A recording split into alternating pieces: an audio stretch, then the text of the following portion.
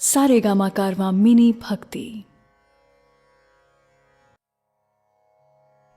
नमस्कार दोस्तों, भगवत गीता के अध्याय 8 में, जिसका शीर्षक है अक्षर ब्रह्म योग, मैं शैलेंद्र भारती आपका स्वागत करता हूं। दोस्तों, साइंस हर रोज बदलती है। हर रोज एक नई डिस्कवरी यूनिवर्स की एक नई परत खोलती है। लेकिन हजारों साल बाद भी गीता का ज्ञान नहीं बदला। ऐसा ज्ञान जिसके आगे, जिससे बड़ा कुछ भी नहीं। गीता के 8वें अध्याय में, जिसमें ब्रह्म, आध्यात्म और कर्म की बातें की जाएंगी, आइए प्रारंभ करते हैं भगवत गीता का 8वां अध्याय, अक्षर ब्रह्म योग।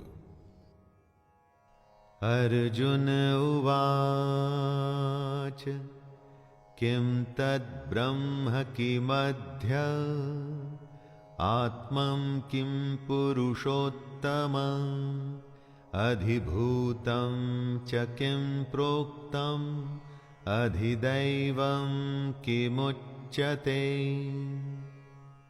न प्रश्नों की कोई कमी है और ना ही उत्तरों की। जहां प्रश्न खत्म होते हैं वहां ज्ञान पूरा हो जाता है। कृष्ण ब्रह्म, कर्म और आध्यात्म यानी कि स्पिरिचुअलिटी की बात कर रहे हैं, जो अर्जुन समझ नहीं पा रहे। कैसे समझेंगे? इन्हीं बातों को समझाने में योगी सालों साल, कितने ही जन्म लगा देते हैं दोस्तों।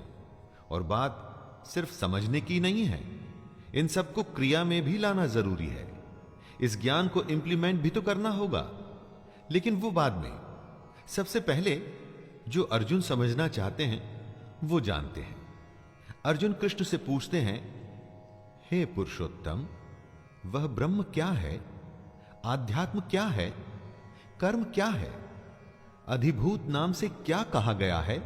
और अधिदैव किसको कहते हैं?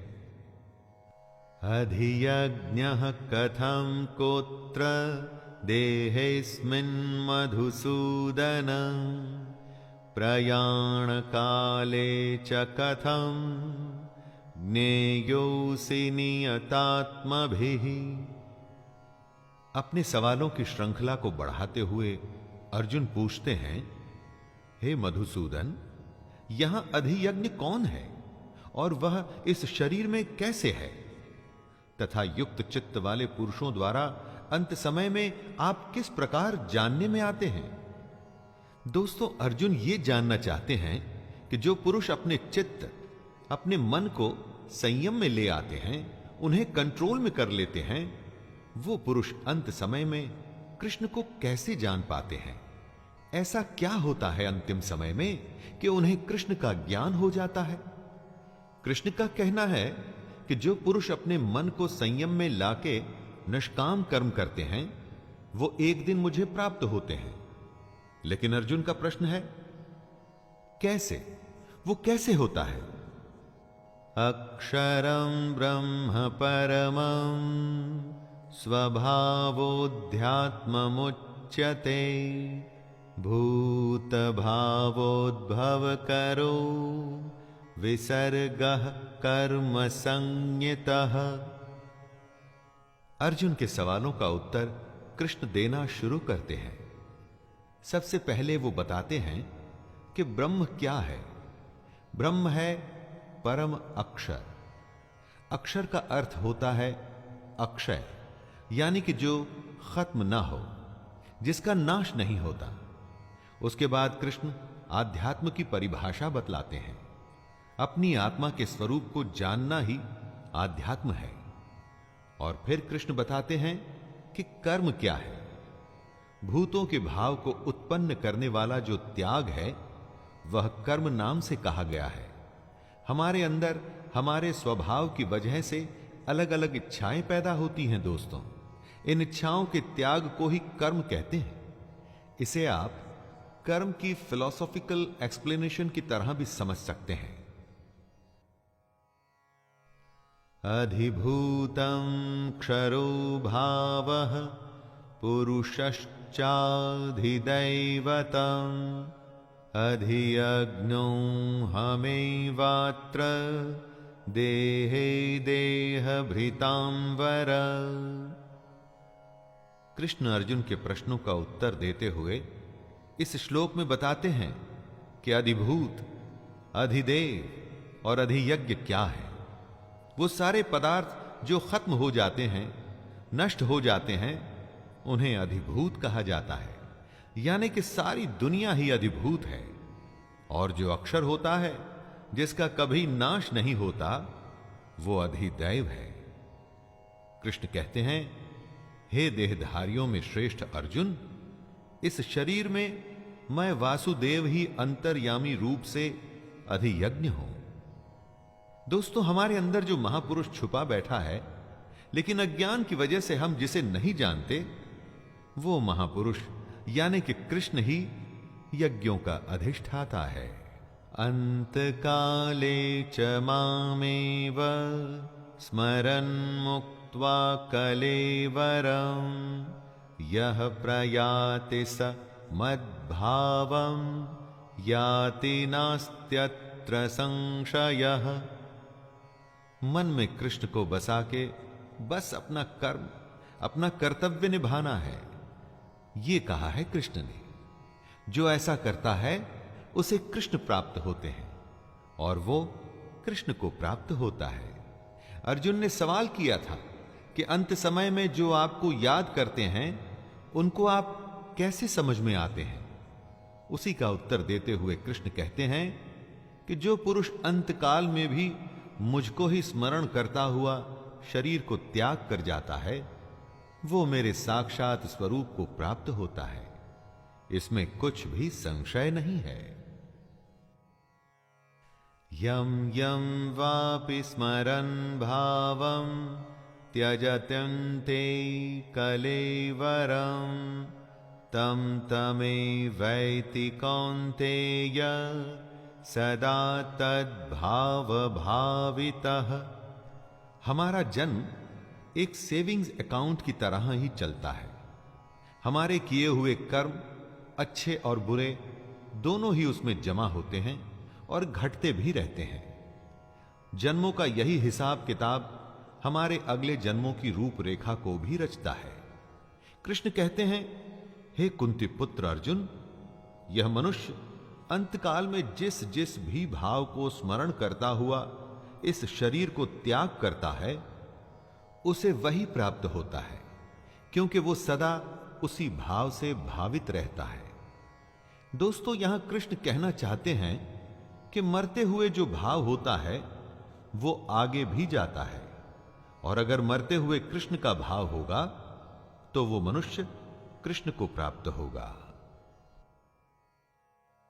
तस्मात् सर्वेषु कालेषु मामनुस्मर युद्ध च मय्यर्पित मनो बुद्धिर्मामे वैश्यस्य संशयम्। इसीलिए हमेशा कृष्ण को अपने मन में रखकर बस निरंतर अपने कर्म में जब आप लगे रहते हैं, तो सिर्फ ये जन्म ही नहीं, आने वाले कई जन्मों को आप सुधार रहे होते हैं। कई लोगों को आपने कहते हुए सुना होगा कि ये तो इसके पिछले जन्म के कर्मों का नतीजा है।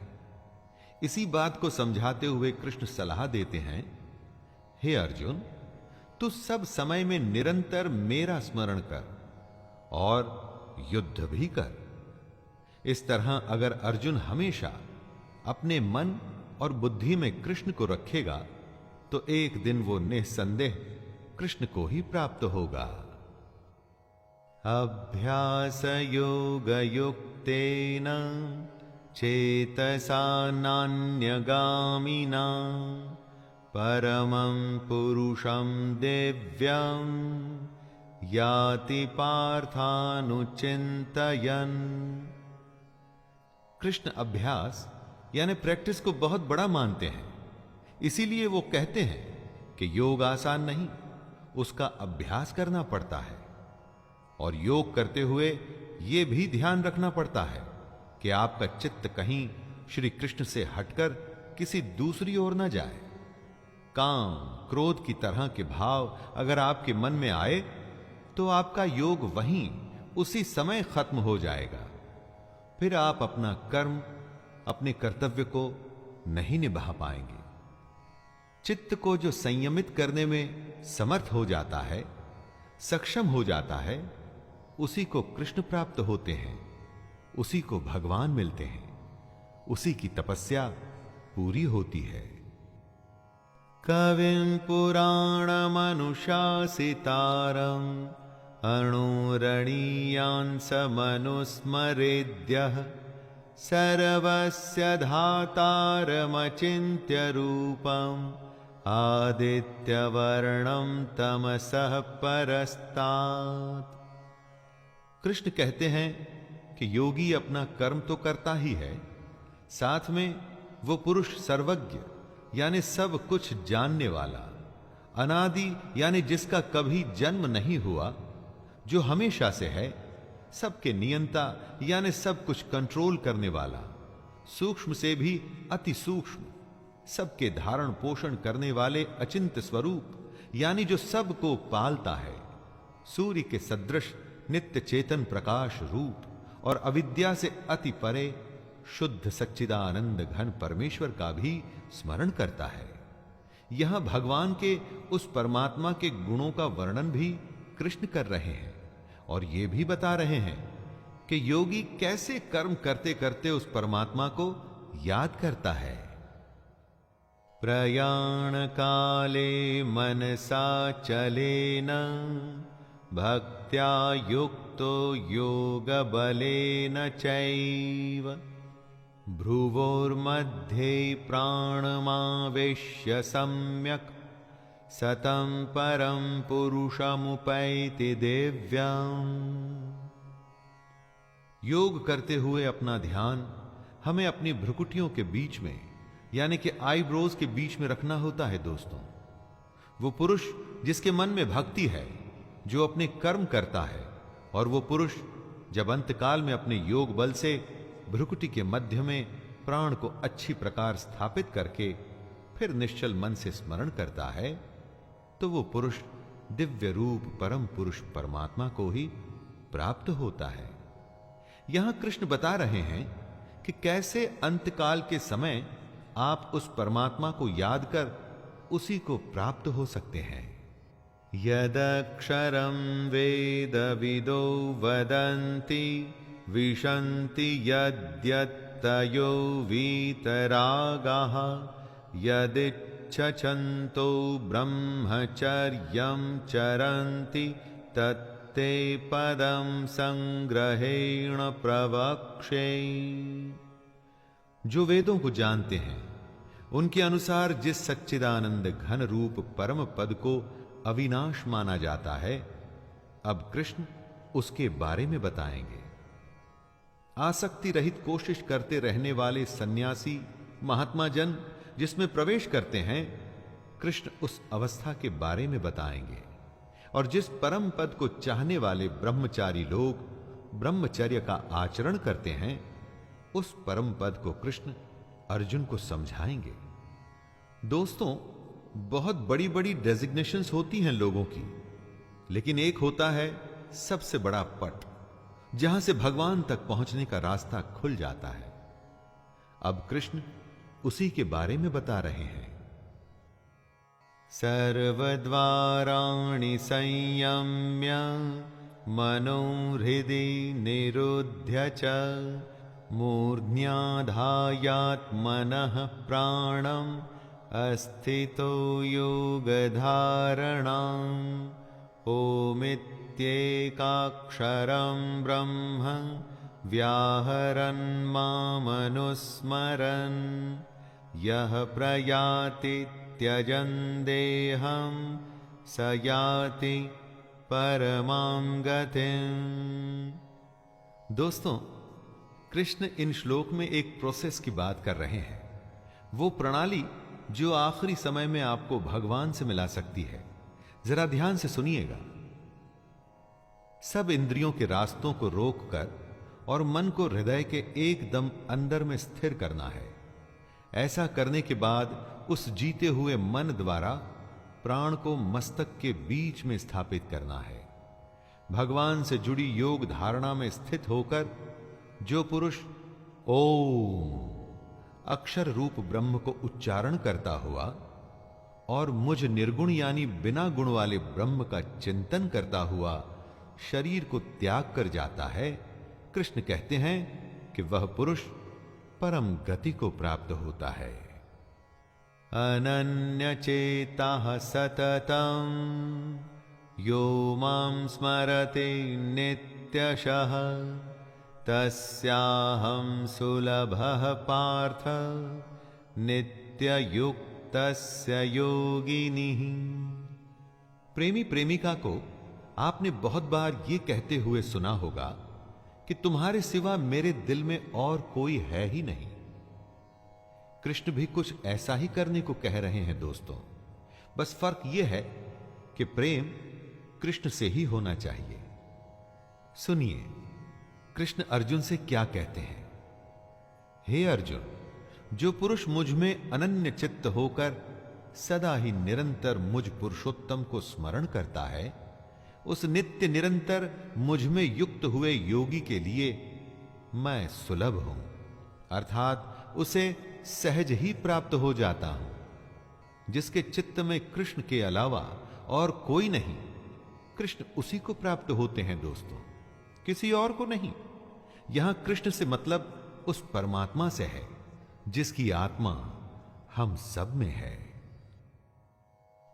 मामुपेत्य पुनर्जन्म दुःखालयम शाश्वतम् नाप्नुवन्ति महात्मानः संसिद्धिं परमां गताः। ब्रह्मा का एक मोमेंट हमारे कई सालों के बराबर होता है, इसीलिए हमारे जन्म को, धरती के इस जीवन को क्षण भंगुर कहा जाता है और साथ में इसे दुखों का घर भी कहा जाता है।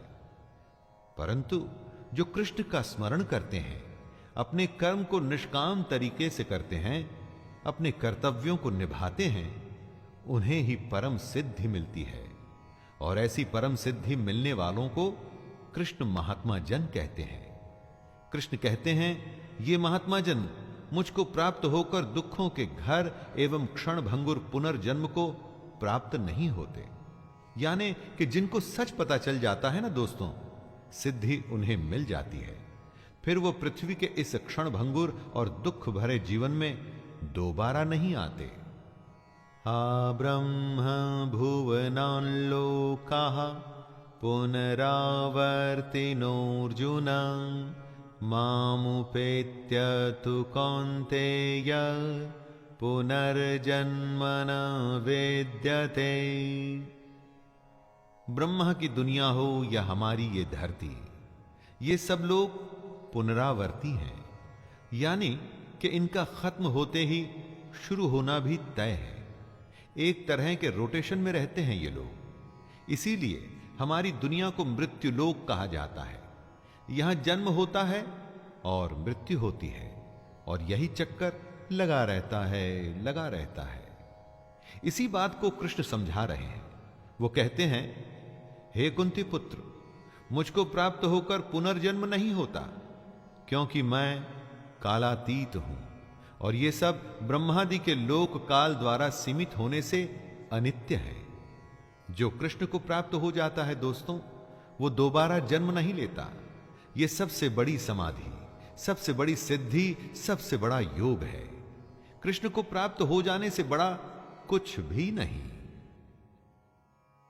सहस्रयुग पर्यन्तम् अहर्यद् ब्रह्मणो विदुः रात्रिं युग सहस्रान्तां तेहोरात्र विदो जनाः।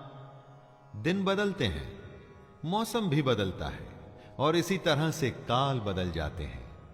काल आते हैं, जाते हैं, और एक सिलसिला चलता रहता है। हमेशा का एक चक्कर है जिसमें हम सब फंसे हुए हैं। जिसमें हम सब फंसे हैं वो झूठ है। जो ज्ञान हमको हासिल करना है वही तो सत्य है। कृष्ण कहते हैं कि ब्रह्मा का जो एक दिन है उसको 1000 चतुर्युगी तक की अवधि वाला जानो, और रात को भी 1000 चतुर्युगी तक की अवधि वाला समझो। दोस्तों, हमारी और ब्रह्मा की दुनिया में समय का बहुत बड़ा फेर है, और इसी को काल कहते हैं। जो पुरुष इस बात को तत्व से जानते हैं वे योगी जन काल को समझते हैं। अव्यक्ताद्व्यक्तयः सर्वाः प्रभवन्त्य हरागमे रात्र्यागमे प्रलीयन्ते तत्रैवाव्यक्त संज्ञके। जब ब्रह्मा का दिन शुरू होता है तो सारी दुनिया अस्तित्व में आ जाती है, और ब्रह्मा की रात होते ही वापस ब्रह्मा में विलीन हो जाती है। जब ब्रह्मा का दिन शुरू होता है तो हम सब अपनी अव्यक्त बुद्धि के साथ इस दुनिया में आ जाते हैं। अव्यक्त इसलिए कि ज्ञान हमारे अंदर छुपा है, उसे जगाना है, उसे जानना है। ब्रह्मा के दिन रहते रहते अगर इस समय में हमें विद्या ज्ञान हासिल हो जाता है तो हम इस जन्म मृत्यु के चक्कर से बच जाते हैं, वरना ब्रह्मा की रात आते ही दुनिया खत्म हो जाती है और हम ब्रह्मा में ही लीन हो जाते हैं। भूतग्रामः स एवायं भूत्वा भूत्वा प्रलीयते रात्र्यागमे वशः पार्थ प्रभवत्य हरागमे। ब्रह्मा के एक दिन का मतलब होता है 1000 युग, जो लगभग 4.32 अरब साल बनते हैं। बहुत कुछ सुना है हमने कि यह दुनिया कैसे लाखों साल पहले शुरू हुई। कहते हैं कि सूर्य भी अपना आधा जीवन बिता चुका है। तो ब्रह्मा की आंख खुलते ही दिन शुरू होता है और भूत समुदाय जन्म लेता है, यानी कि एक नया ब्रह्मांड जन्म लेता है, और फिर अरबों सालों के बाद प्रलय या किसी भी वजह से यह दुनिया खत्म हो जाती है और दोबारा बिग बैंग यानी कि ब्रह्मांड विस्फोटक से शुरुआत होती है, और यह क्रम निरंतर चलता रहता है। परस्तस्मात्तु भावोऽन्यो व्यक्तो व्यक्तात् सनातनः यः स सर्वेषु भूतेषु नश्यत्सु न विनश्यते। जब ये दुनिया अस्तित्व में आती है तो हमारी बुद्धि अव्यक्त अवस्था में रहती है, इंद्रियों से दिखाई नहीं पड़ती, इसलिए हमें जागृत होना पड़ता है। ज्ञान हासिल करने के लिए योग और कृष्ण का आसरा लेना पड़ता है, लेकिन इस अव्यक्त बुद्धि से भी परे जो है वो है सनातन अव्यक्त भाव। ये सनातन अव्यक्त भाव ही कृष्ण का धाम है। ये भाव भी हमारे अंदर ही छुपा होता है दोस्तों, बस हमें इसे जगाना होता है, इसे पहचानना होता है।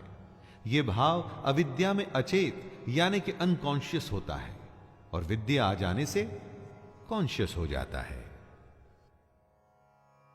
अव्यक्तोऽक्षर इत्युक्तस्तमाहुः परमां गतिं यं प्राप्य न निवर्तन्ते तद्धाम परमं मम। जब हम जन्म लेते हैं तो हमारे अंदर सनातन अव्यक्त भाव होता है।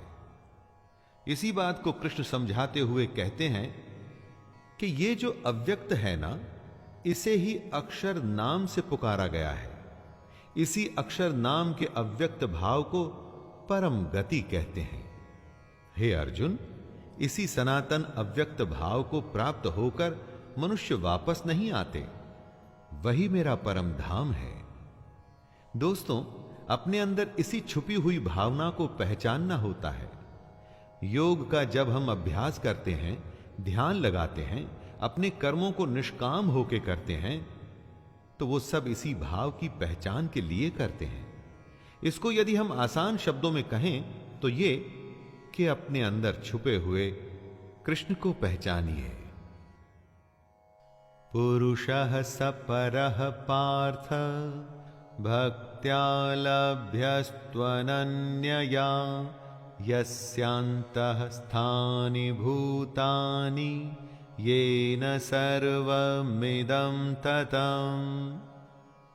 ये जो पूरी दुनिया है, सारे भूत हैं, जितने भी जीव और निर्जीव हैं, ये सारे उसी परमात्मा में से आए हैं। जो भी हमको दिखता है ये उसी परमात्मा का ही रिफ्लेक्शन है।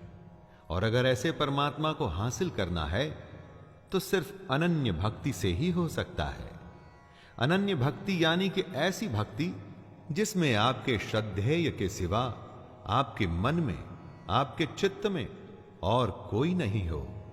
कृष्ण ऐसे परमात्मा को पाने का रास्ता बताते हुए कहते हैं कि आपकी भक्ति लगातार और सच्ची होनी चाहिए।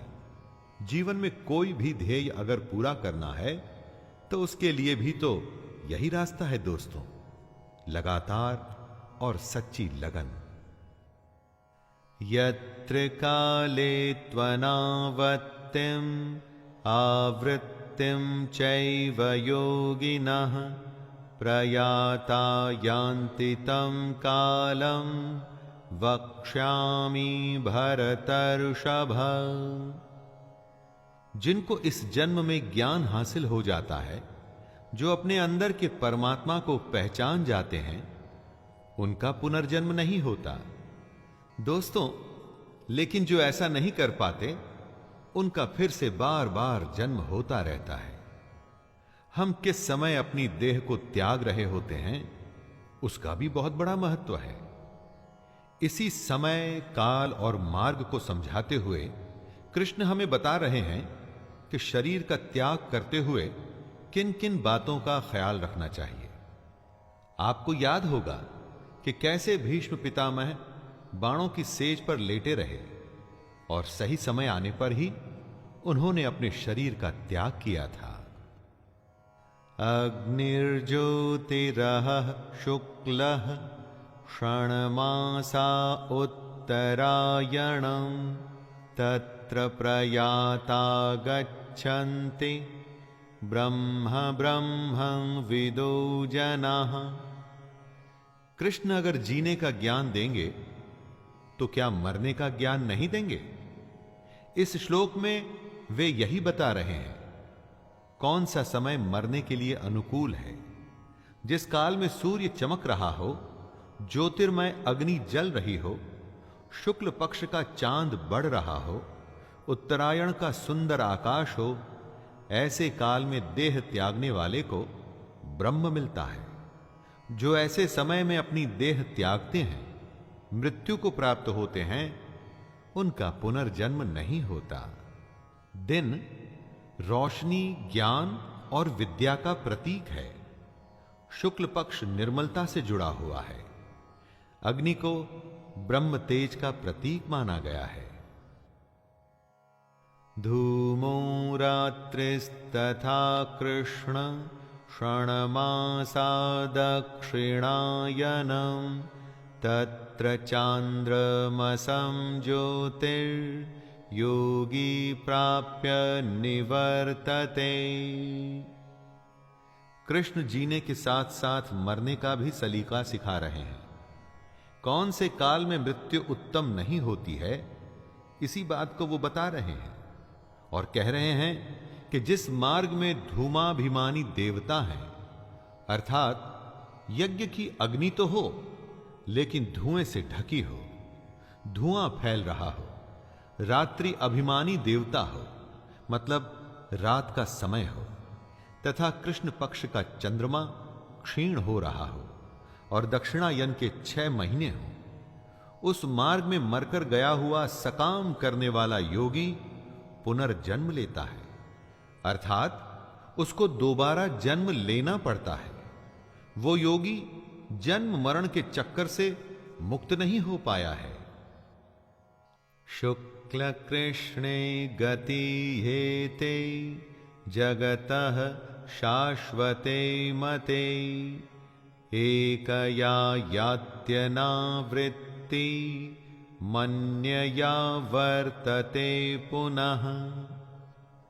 जगत के ये दो प्रकार हैं, शुक्ल और कृष्ण।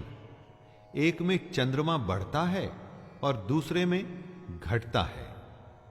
शुक्ल पक्ष में गया हुआ योगी फिर नहीं आता, उसे वापस नहीं लौटना पड़ता, उसको परम गति प्राप्त होती है।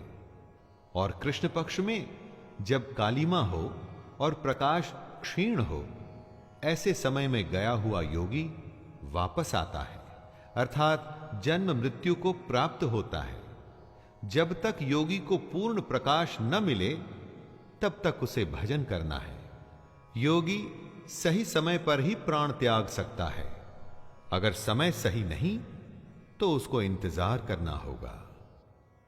नैते श्रुति पार्थ जानन योगी मुह्यति कश्चन तस्मात् सर्वेषु कालेषु योगयुक्तो भवार्जुन। मृत्यु के सही समय को समझाते हुए कृष्ण कहते हैं, हे पार्थ, इस प्रकार इन दोनों मार्गों को तत्व से जानकर कोई भी योगी मोहित नहीं होता, क्योंकि योगी जानता है कि अगर उसे पूर्ण प्रकाश मिला तो ब्रह्म प्राप्त होगा, क्षीण प्रकाश में वो दोबारा आएगा।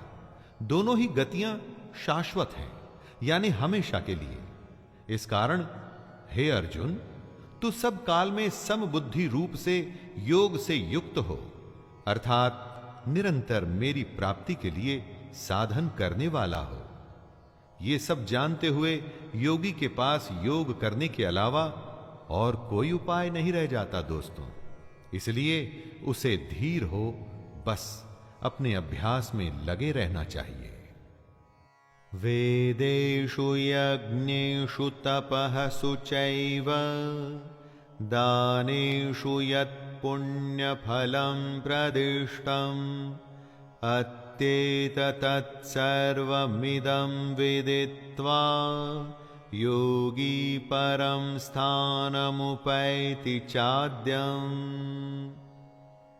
वेद, यज्ञ, तप और दान महाकर्म होते हैं, इनके बहुत बड़े पुण्य मिलते हैं। लेकिन कृष्ण कहते हैं कि जो योगी पुरुष इस रहस्य के तत्व को जान जाते हैं, वो वेदों के पढ़ने तथा यज्ञ, तप और दानादि के करने में जो पुण्य फल कहा जाता है, उन सब से भी आगे निकल जाते हैं और सनातन परम पद को प्राप्त होते हैं।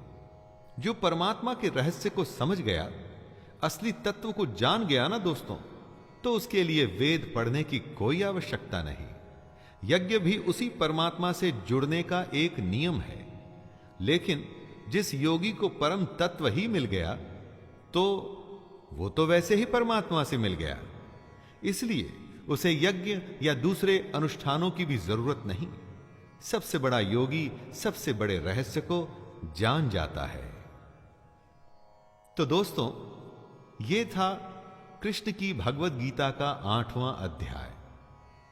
इसमें कृष्ण ने ब्रह्म, कर्म, आध्यात्म और मृत्यु के बारे में अर्जुन की शंकाओं को दूर किया।